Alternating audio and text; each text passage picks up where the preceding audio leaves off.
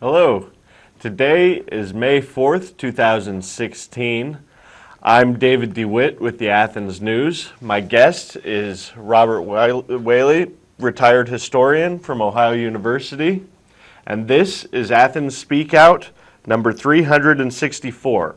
Our topic today is the results of the Indiana primary race in the Democratic Party and the Republican Party, and the results of that yesterday, and the developments in the campaign today. Well, so my first question to Professor Whaley is, what were the results of the Indiana primary? well, the big news was on the Republican side. Trump got 53% of the vote, and all 51 delegates from Indiana. And he got 416 votes. And Cruz got 36.6% of the votes, 0 delegates, and was 405,583 votes. Kasich was in third. This idea of him stepping back didn't work because it was already on the ballot, and everybody saw Kacich's name or Cruz's name and just voted for what was on the ballot. So he got 7.6% of the vote, 0 delegates, 83,800 votes. That was the official return. But the big news is CBS in the morning says that Cruz is officially dropping out. And there was a little speech from the Republican National Committee, Reince Priebus, and said that Trump is effectively elected already, and he's going to unite the Republican Party. In fact, it's not yet over. You have to get 1,257 delegates in Cleveland, and he only has 1,000 something. I didn't have the exact figure. But anyway, CBS questions the exit polls. CBS had an exit poll for Indiana, and they wanted to ask the Indiana voters, what are the most important issues? Well, I found this so-called poll a joke, because they asked 4 questions. The first question is, what is the most important what is the most important issue to you? And 39% of the Indiana voters said jobs and economy. Well, everybody knows what jobs mean, but what does economy mean? That's too abstract. Right. How do you define the economy? And what specifically about the economy? Yeah, if you believe in Adam Smith, it's economy is the balance of land, labor, and capital, and wages and profits and rents are 3 kinds of income, and the free market. Well, that's not spelled out. Well, it was kind of like Bill Clinton back when he ran against George Bush, and he said it's the economy, stupid. But he never defined economy. No, I don't know if he could or not. Either one of them. Well, it was a good slogan. Yeah. It's a good slogan. But anyway, we have an economy or economic theory according to Karl Marx, who wrote a different kind of economic theory in 1848, and he kept peddling that until he died in 1883. And then there were big Marxist parties in Germany, in France, and in Italy, and all over Europe, and even England had a Labour Party which was half socialist. So anyway, according to Marx, you have a class struggle. The aristocracy's on top, the capitalists are second, and he defines a capitalist. A capitalist is somebody who has enough money to hire labor. And if you work for a capitalist, then you get wages. You get what's left over from the capitalist take out of the profits. Mm-hmm. And then there's a third class, the so-called petty bourgeoisie, which is translated as middle class by Americans and the British. The petty bourgeoisie is a French term, because when the French Revolution broke out, there were 3 classes: the first estate, the second estate, and the third estate. The first estate was the clergy, the second estate was the nobility, and the third estate was 95% of the people. So not evenly distributed. No, but that system led to the First Republic. Right. And the First Republic was a model for the Soviet Revolution. And Trotsky was quite aware of this when he wrote the history of the Russian Revolution and could make all of the connections between the French Revolution and the Soviet-Russian Revolution. Well, anyway, Marx had 5 classes: the aristocracy, the capitalists, the petty bourgeoisie, and then there are the white-collar workers as opposed to the blue-collar workers, the proletariat. Mm-hmm. And he only thought of them as the blue-collar workers. Right. But after Marx died, the more sophisticated Marxists, like C. Wright Mills, said, well, you have to make a distinction. The new class, the white-collar workers who work for salary, and they are employed just like the hourly workers, the blue-collar workers. Mm-hmm. And the Ford Motor Company and the AFL-CIO was campaigning for an annual wage. Give us our salary. Right. So that's the problem with class in the United States. How far does socialist thinking sink in to a basically capitalist society? And that brings us to Franklin Roosevelt and Bernie Sanders, because Franklin Roosevelt, who was the president from 1932 to 1945, had a definition of democracy which was called prosperity. You have to balance the income of all of the elements. The workers have jobs, the farmers have jobs or an income, the farmers have an income, the workers have an income, the middle class has an income, the small petty bourgeoisie or employees are self-sufficient, but they can get by. And then there is big business. And Franklin D. Roosevelt called them the malefactors of great wealth. Mm-hmm. He meant the oil companies, the railroad companies, the trusts, and he had a Federal Trade Association which tried to break up the trusts and monopolies and oligopolies. That was under the rather radical New Deal, which I call 1/4 socialist, 1/4 liberal, 1/4 free trade liberal, as it was understood by Woodrow Wilson, and Cordell Hull, his Secretary of State. And then the other quarter, nobody wants to talk about, but it was quasi-fascist. It was the military-industrial complex. And when Roosevelt got into World War II, he gave General Motors and Ford Motor Company complete freedom to produce goods fast as you can, but he had an excess profits tax. Mm-hmm. And they taxed that at about 90%. Mm-hmm. But the capitalists then were supporting the war, and Roosevelt was supporting a kind of authoritarian capitalism. And he was a kind of a collaborating with fascism, although he didn't use that word. He was definitely anti-fascist. He was anti-Nazi, right, anti-Italian, and certainly anti-imperialist when you come to the Japanese Empire. So the problem here is that if you're fighting imperialism, you indirectly become a kind of imperialist in action. And that gets back to Admiral Thayer Mahan, the influence of sea power, and Franklin Roosevelt and Winston Churchill believed in a kind of a balance of power in which the naval powers could keep the continent of Europe divided, and the British, that was British diplomacy going back to 1713 and the War of Spanish Succession. Yeah. Keep the Austrians and the Prussians and the French in a balance of power, quarreling with one another, and England has no permanent enemies, she has no permanent friends, she only has permanent interests. The number one interest, English Channel. Number 2, Gibraltar. Number 3, Malta. Number 4, Cyprus. Number 5, Suez.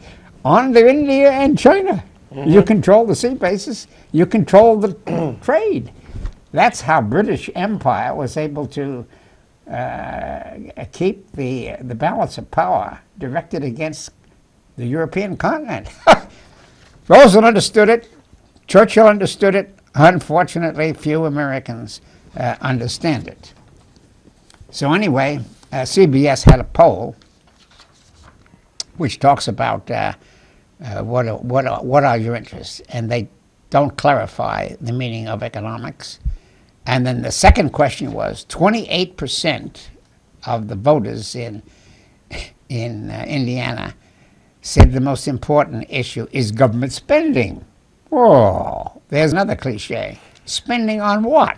The military? The poor? The Social Security? Yeah, we got to cut spending. Just across the board. They have the largest military budget of all time. When it makes for a decent talking point, I suppose, but when you start drilling down into the issues and asking people where they would want to cut spending, they got 50 ideas. Yeah.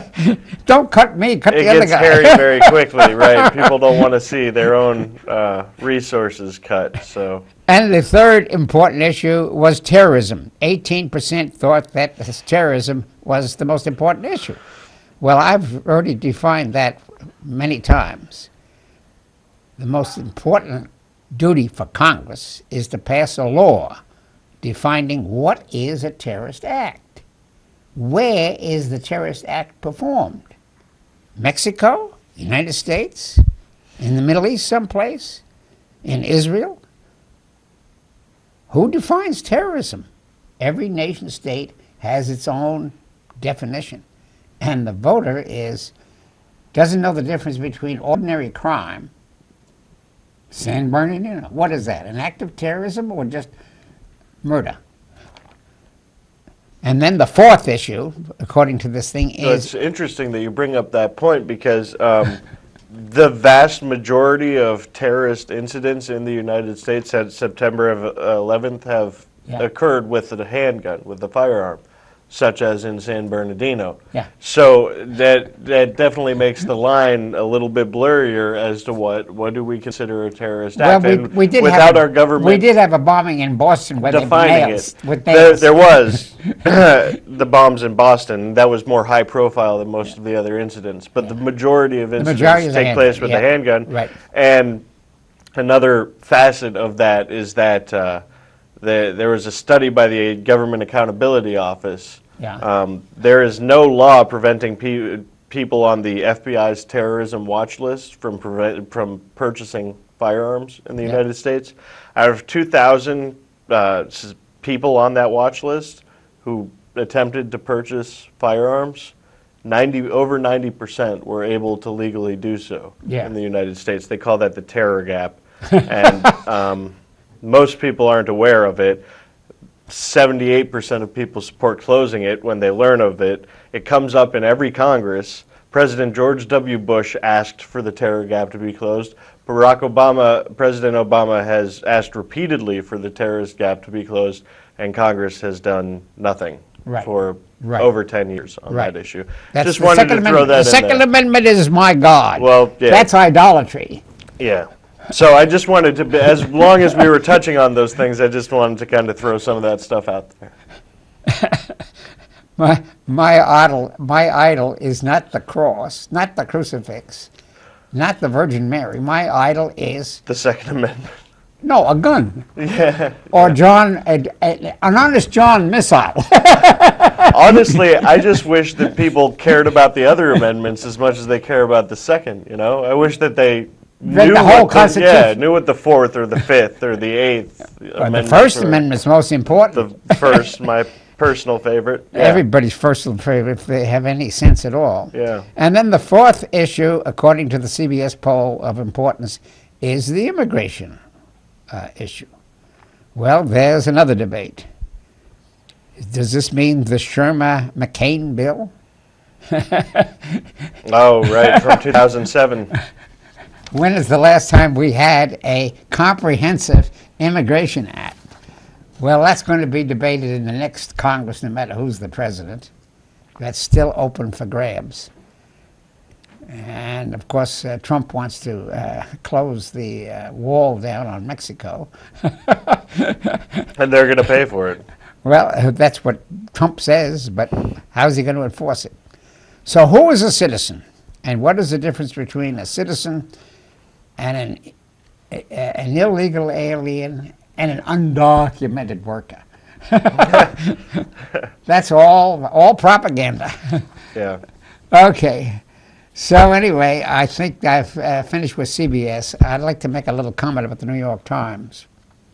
New York Times said, Trump has won the nomination, even though it hasn't been counted yet. Cruz is dropping out.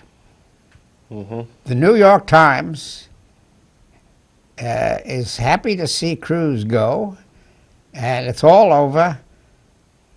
And they don't talk about a third-party challenge.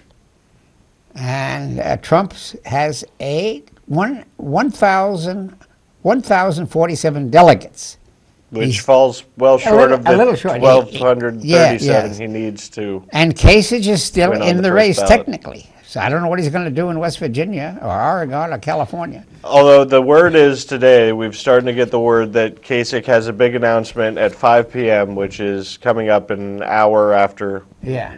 when this show's over, the And they're already recording of predicting it. And yeah, the predictions are that he's going to drop out now and suspend his campaign as well. Right. So Trump has insulted, according to the New York Times, the blacks, the women, the Roman Catholics, the Hispanics.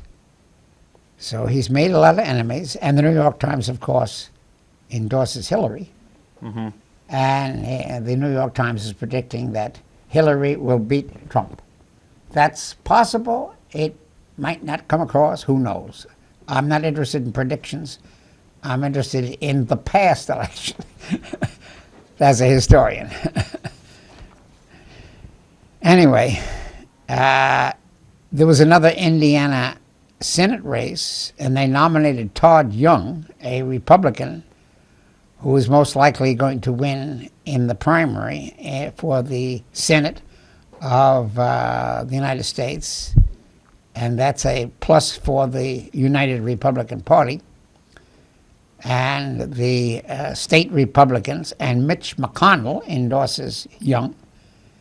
And very few Republicans want to switch to Hillary, and almost as many will not vote for Trump. That's the unknown belief of what they're going to carry through. Yeah, that's a... The dilemma. It's going to be really interesting to see how the party lines cross in this Trump versus Clinton general election. Yeah. Because they both have such high of negatives, and those negatives go across both party lines, Right. that you're going to see some strange patterns emerge And from people this changing their election. mind. Well, Yeah. I pledged that, but the times have changed. And you don't want to read. Like, for instance, I was talking to a college-age young woman yesterday Yeah. who told me that she was a Bernie Sanders supporter, Right. But if Bernie Sanders doesn't win the nomination, she's going to vote for Donald Trump. A lot of people say that. And that's kind of scary to me, to be honest. I understand it. Well, they're both against Wall Street. Right, it's the One is making motions. anti-establishment thing, but it has very little to do with actual tangible policy in any way. That's right. Sanders has a bill in Congress, tax, the transaction tax. Yeah, And Hillary has some vague things about Wall Street, but it's vague. of course. She's it's taking money vague. from Wall Street. Right. So anyway, let's look at the results of the Democratic primary in Indiana. Sanders, big upset as usual. He won 52% of the vote. The pundits were all saying he'd only get 43% and would lose, but Clinton got 47%. And so in delegates, Sanders picked up a few more, 43 delegates. Clinton had 37 delegates, and she had 300,876 votes. So the Republican primary have a little more democratic procedures than the Republican primary. That's what you can say about it. Yeah, it's because of the proportional awardment of delegates. Yeah. So anyway, compared to the predictions, Sanders was only supposed to get 42%, and this was indeed an upset. And the New York Times, the Washington Post, the Wall Street Journal, all of the pollsters were wrong again about the ability of Sanders to pick up votes on the basis of democracy.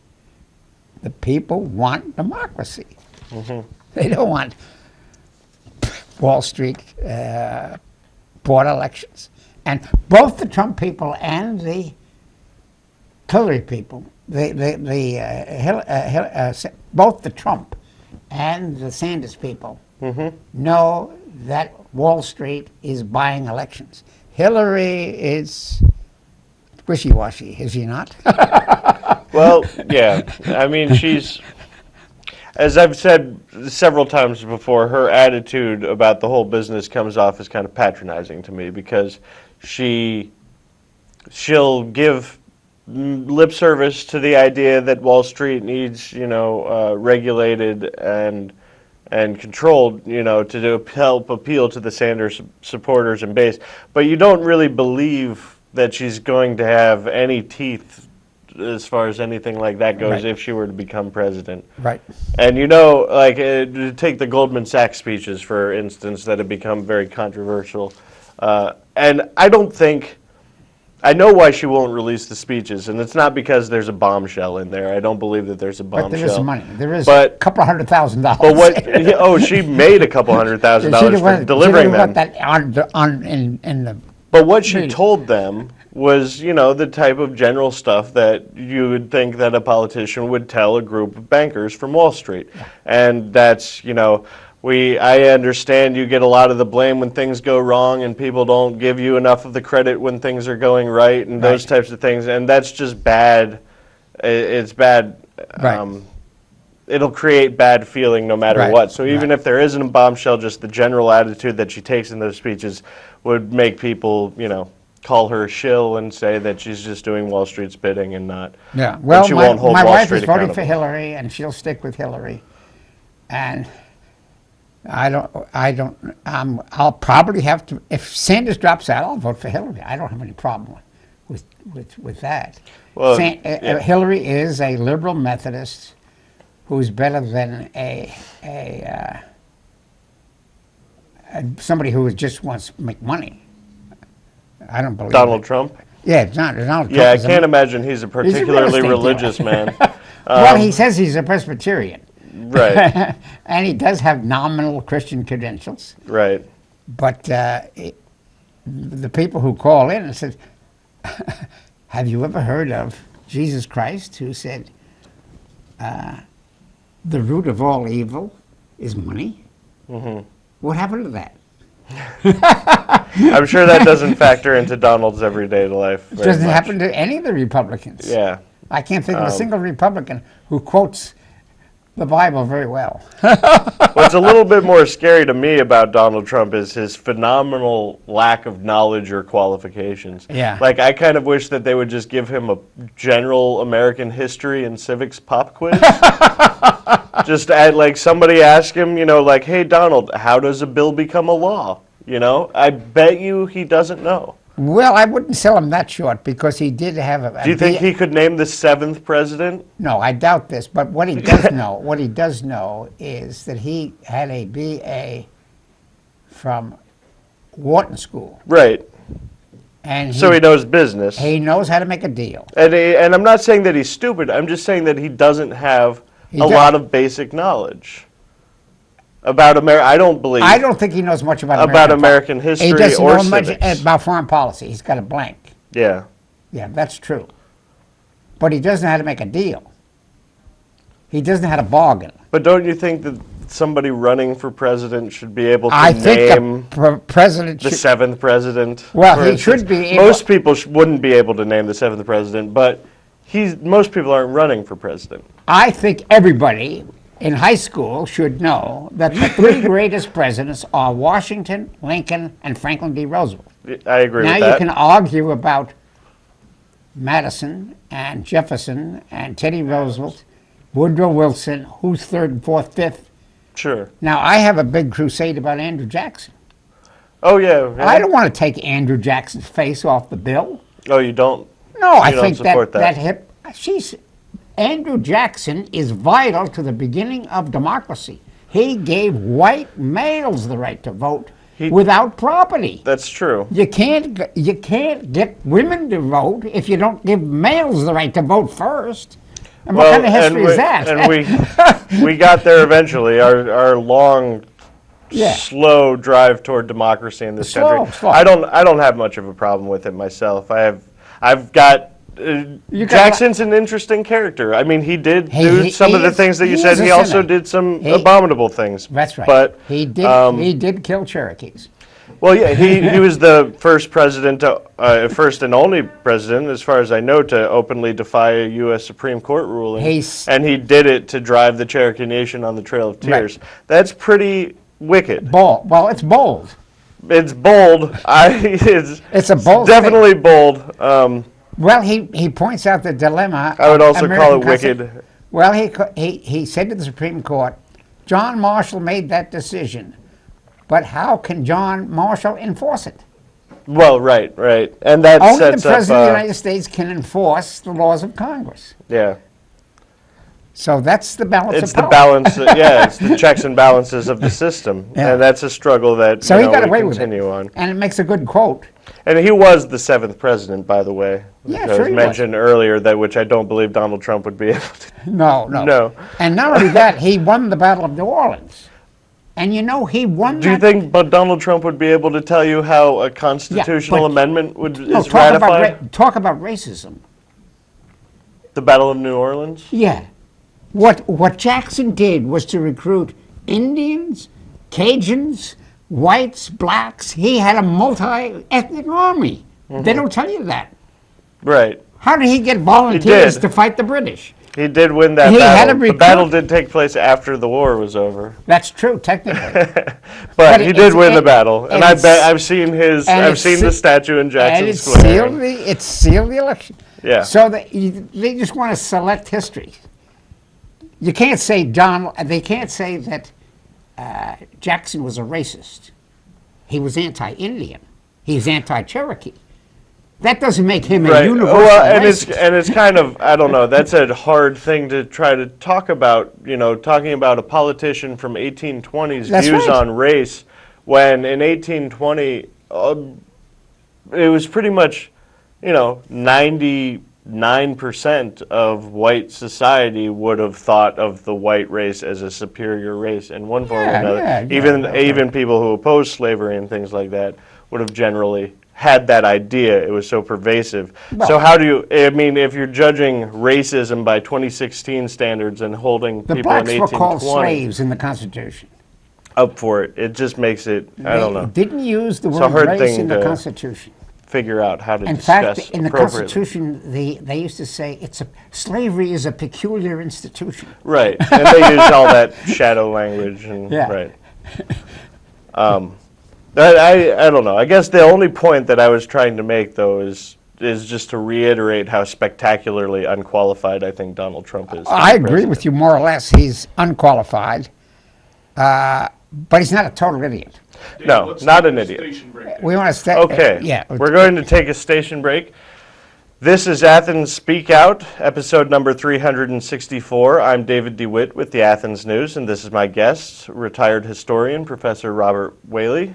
Okay. Of Ohio University. Just to change the tone a little bit, the New York Times had an editorial on the 3rd of May endorsing Hillary Clinton again, criticizing Sanders for being a little bit impolite. The tone was a little bit against Sanders.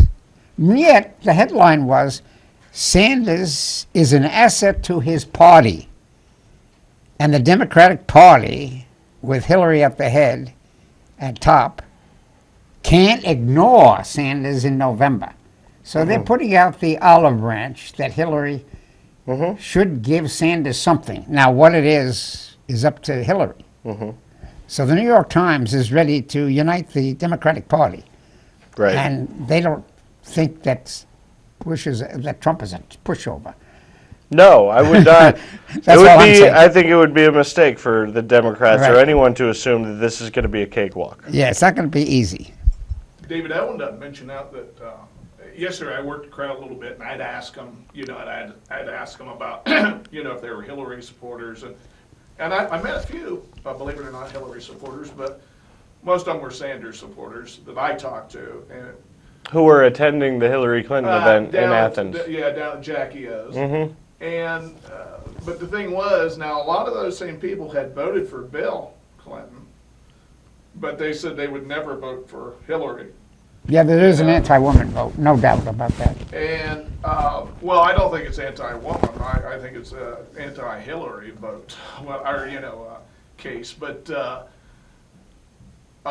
were some of the older ones had told me that they had voted for Bill Clinton for both terms for president, but they were firm Sanders supporters.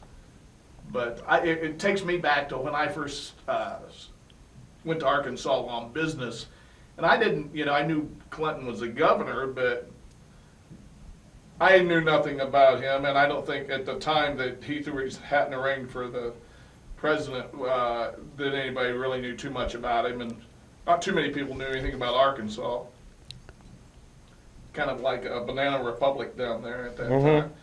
But anyway, I was amazed at the people I'd meet around Little Rock who personally knew Bill Clinton, but he would go out to every county fair, and he was just around. He was a campaigner. He had been attorney general. He had been a campaigner.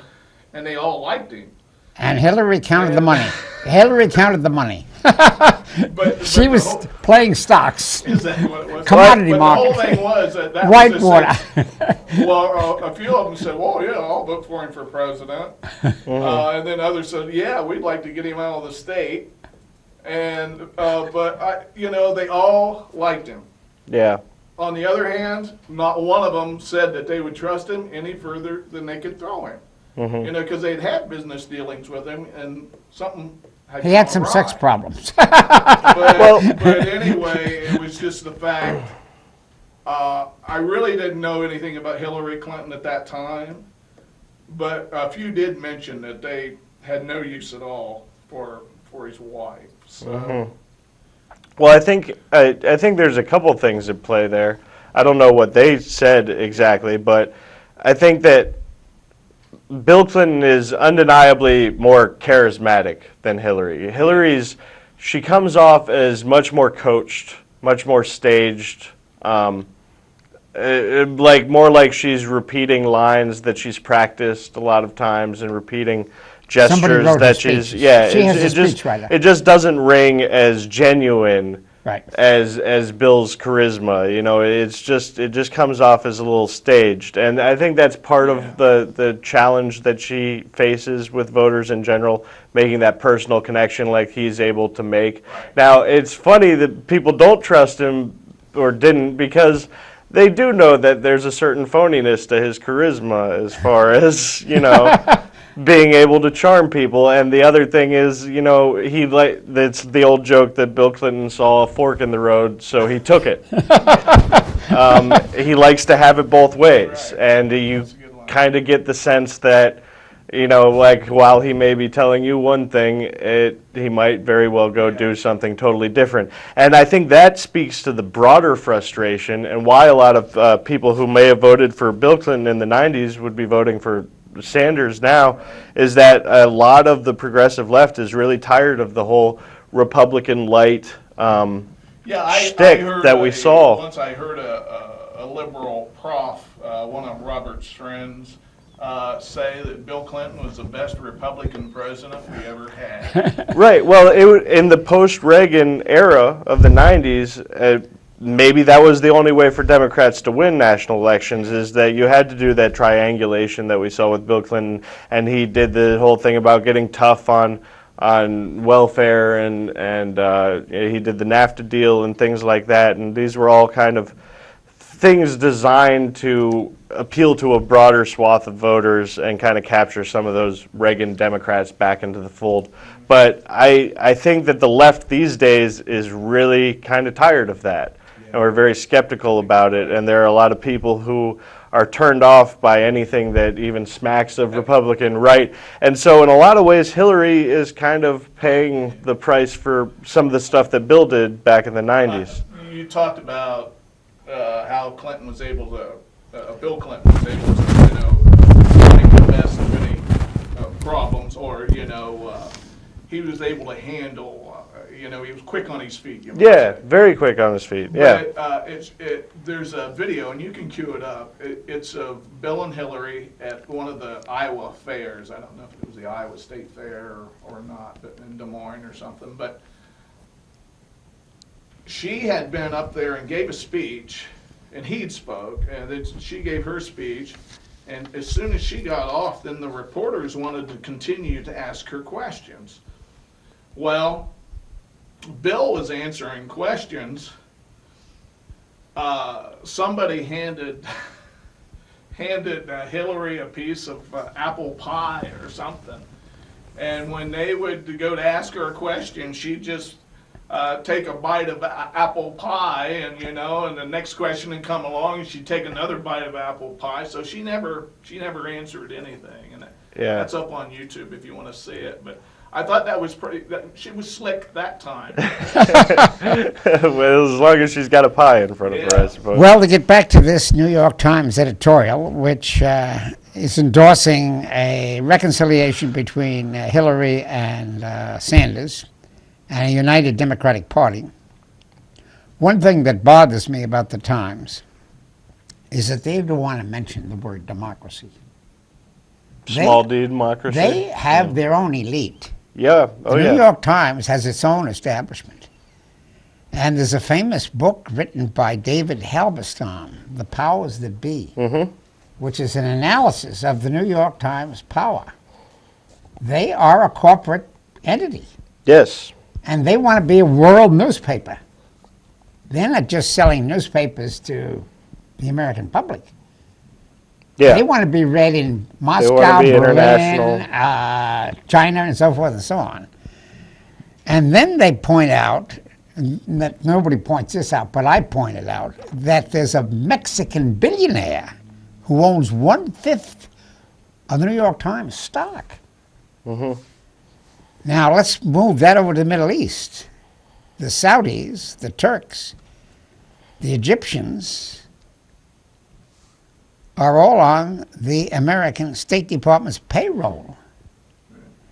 Right, I wanted to mention that Mexican billionaire, when they rate like Bill Gates is the top of it now. Yeah. I think that Mexican may have dropped down to about third or fourth because some new people in there on the world scene have entered into the program. But he's held that #1 spot more than once. Yeah. The richest people? One of the richest people in the world, yeah. Anyway, the New York Times is still hoping to be able to manipulate through money the Saudi government, the Turkish government, the Egyptian government, and the Iranian government to serve the interests of the United States. So are we going to have a 2-year, 3-year war, or is it going to go on for 30 years? That's the question I have. So the New York Times is not exactly as powerful as it used to be. Anybody, in New York that picks up that paper, if they think they're going to read much local news, they don't. It's more of an international newspaper. Right. Oh, yeah. From the, from the front page on down, there will be some New York City stories, or something about the New York City mayor or something like that. But for the most part, it's an international newspaper. Right. Well, that's been the Gray Lady's answer to the changes in the newspaper industry, is to grow its brand even wider. Okay, so before we leave Hillary Clinton, What do you want to say about your interview of Hillary in Athens yesterday? Why did she come to Athens after winning the primary? Isn't it a kind of a strange move to come back to Ohio? Well, I think that what she's doing, and it wasn't just Ohio, so she did this Breaking Down Borders tour through Appalachia. She was in West Virginia, she was in Ohio, and I think that what the campaign is doing is that, first of all, they're pivoting toward the general election. Yeah, they already think they got it in the bag. They pretty much feel like they've got this sewn up, and it's time to start making some other inroads that are important. One of Donald Trump's largest bases of support is in Appalachia. It's in West Virginia is his highest state, so he gets the highest percentage of support in West Virginia. And she's had some gaffes on the issue of coal and gaps. She's gaffes. Gaffes. Oh, gaffes. Okay. Yeah, she had a line where she was basically very dismissive of coal, and so what they're trying to do, or I think what the goal is to make inroads back into Appalachia and in these areas among old Democratic voters who might be switching to Trump at this point because of his appeal. They want to let Appalachia know that they still care about Appalachia, and that's why they announced this. And fracking. That's why they announced this big plan for. Well, see, the thing is, while she was able to walk back some of her comments about coal, she's still not.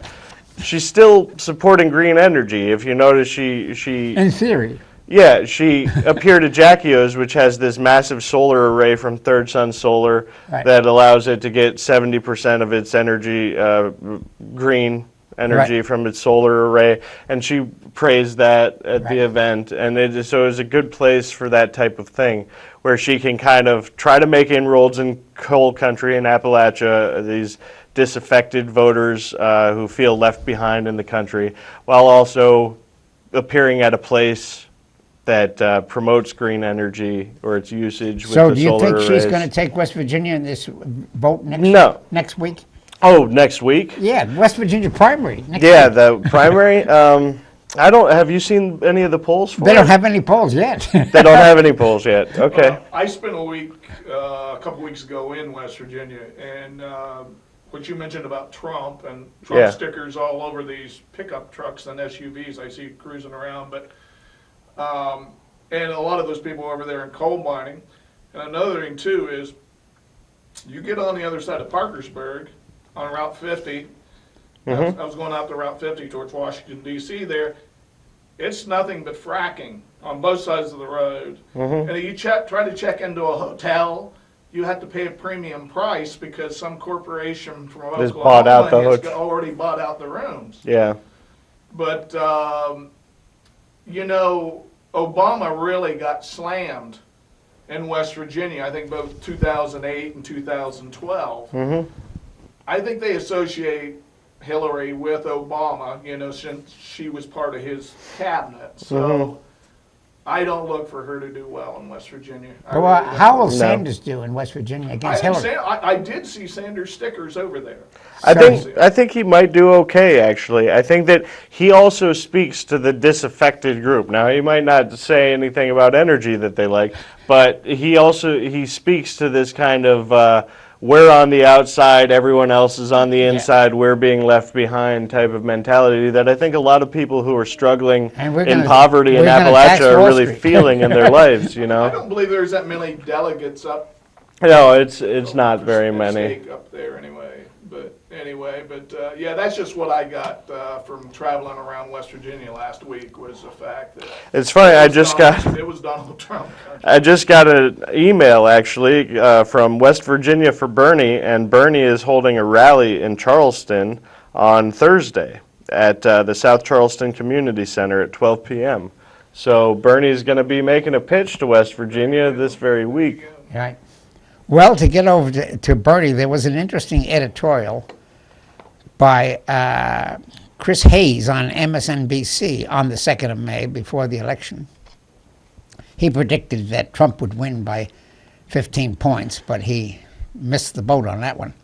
But what was unique about it is that he interviewed Jane Sanders. I never saw her on television before. Oh, his wife? Yeah. Yeah, she's very nice, very down to earth woman. Yeah. Well, anyway, this interview explained. Jane defended her husband of why he's campaigning on two fronts. He's going to go to the voters and try and get as many votes as he can in West Virginia, Oregon, and California, and build up his delegates.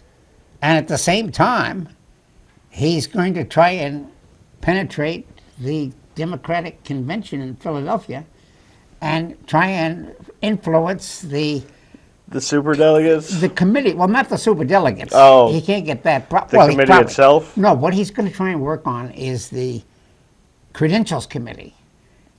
The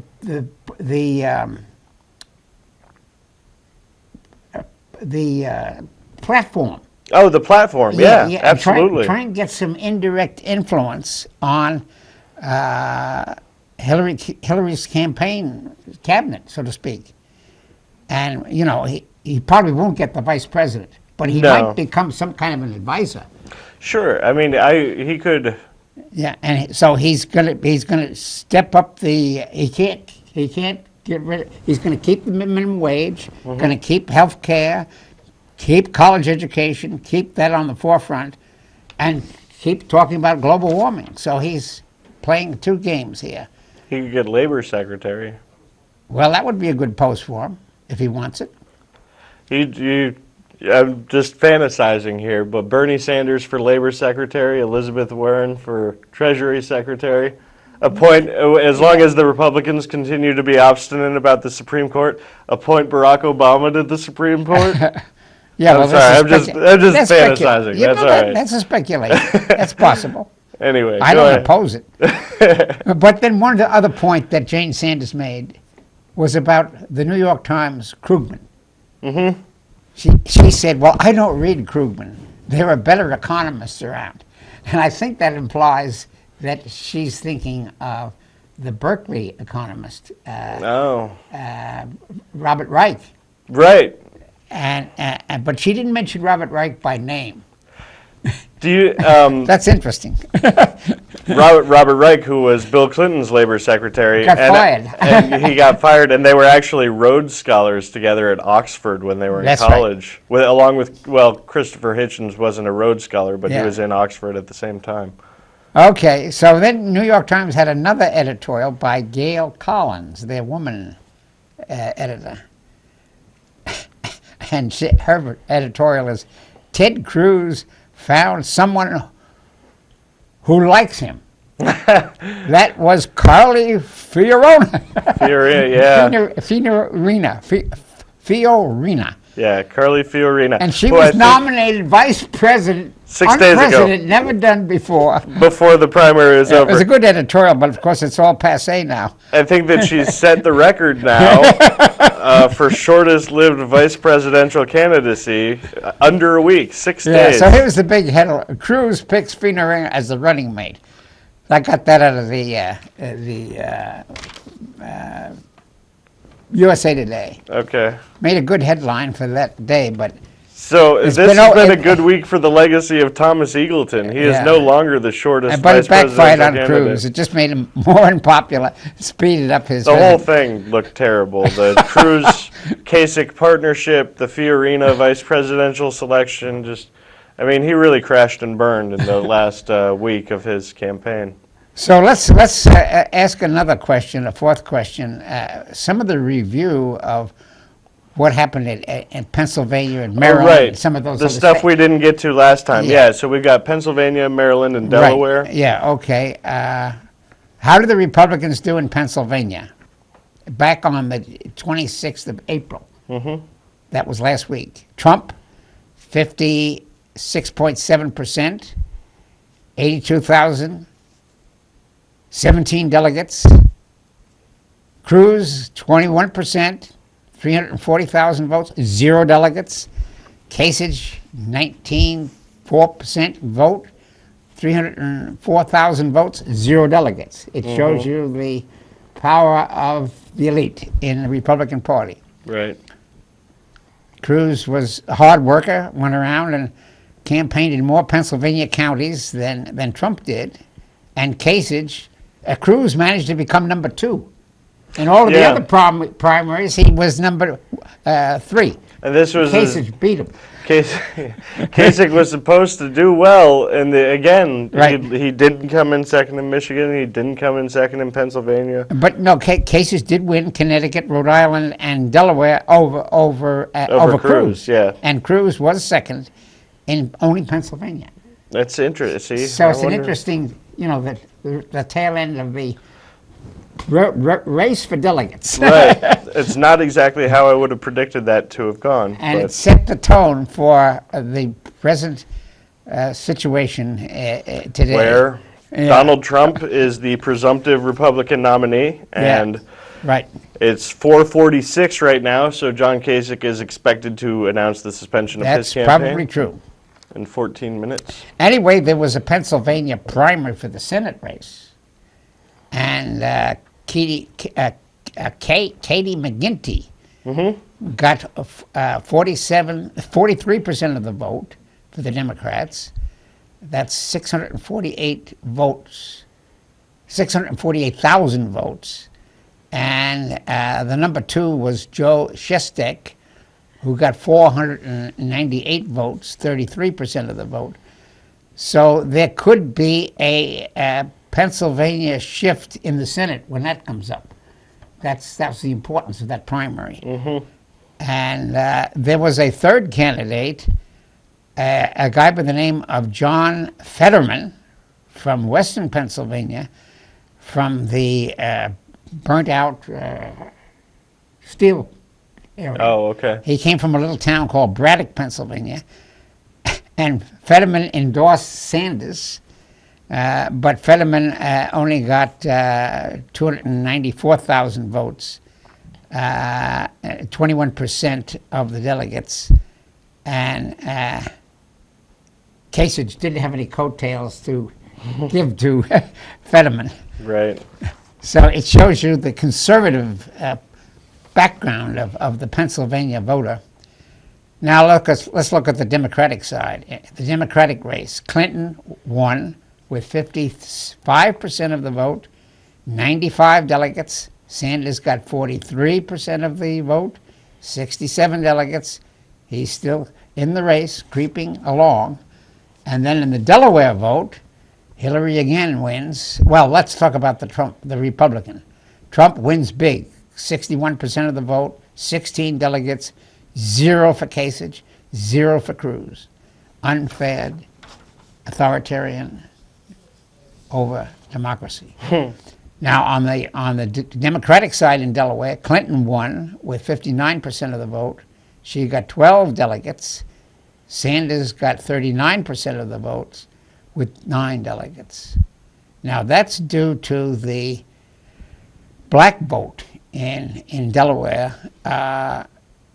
It's a border state. People forget that. It's Oh, yeah, also yeah. due maybe some to Joe Biden. Yeah, Joe Biden's. Joe Biden campaigned for Hillary. That's right. That's true. But it's Joe Biden comes from Wilmington, the northern Newcastle County.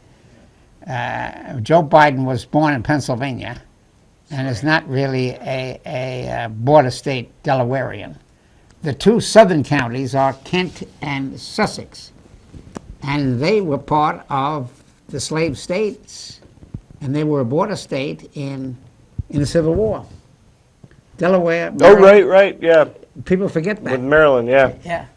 So Hillary. Of course, Delaware was the first state. That's back in 1789. Right, but still, it was They were the first to ratify the Constitution, and that was due to William Penn, because Wilmington was the southern port of Pennsylvania, and the Delaware economy looked north rather than south. And the southern part of Delaware is on the eastern shore, a very isolated part of the Old South. And then during the Civil War, the Northern Navy blockaded everything from Norfolk to New Orleans. Yeah, I was going to say, Lincoln had to use a pretty heavy hand there to Right. keep Right. And they applied a lot of political They kept pressure to Maryland- keep they Maryland kept- in the Union. and Pennsylvania, and Delaware. And Delaware, yeah. And Kentucky. Hey, Kentucky was a big one, Yeah, too. yeah. And then West Virginia split off from And the then rest Missouri, of Virginia. Missouri. That's Yeah. the importance of commerce. Yeah, St. Louis had its commerce with the east and with the Mississippi Valley, and Louisville has its commerce with Ohio and the north. right. That's the big difference between Tennessee and Kentucky. Yeah, Tennessee is a real southern state. That was and the- Kentucky is a border state. yeah. That was a big, but that was huge at the Right. beginning of the war. So the Civil War picture of the border states and southern states predict a lot about how people still vote. Mm-hmm. How your great-grandfather voted determines which party you may register for. And that holds That's true in interesting. Ohio. The DeWitts were Copperhead Democrats. But Fayette you County. defected. You defected.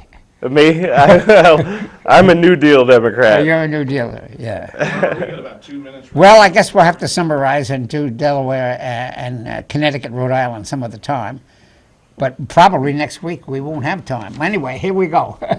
All right. Well, today we talked about the results in the Indiana primary and the suspension of the campaigns of Senator Ted Cruz and likely Ohio Governor John Kasich next. We talked about Hillary Clinton's visit to Athens yesterday, where she appeared at Jackie O's brewery production facility on Campbell Street, and also at the Court Street Diner, where I got to meet her very briefly. And then we moved on to the results late last month in various other primaries, including Pennsylvania, Delaware, and Rhode Island, and others. Right. So we press forward now with Donald Trump as the presumptive Republican nominee for president, and Bernie Sanders still in the race, but we'll see. Slipping. We'll see what happens next. Anyway, as the professor always likes to Okay. point out. This is the debate that keeps it going. Debate is the oxygen of democracy. And you know, I heard that cliche Yeah. on that I thought I invented. But you know who said it on national radio? Who's that? Amy Goodman. Oh, I love Amy Goodman. Amy Goodman. Everyone should watch Democracy Now! I wondered whether she picked that up or whether she invented that. I don't know. Thank you. Okay. You're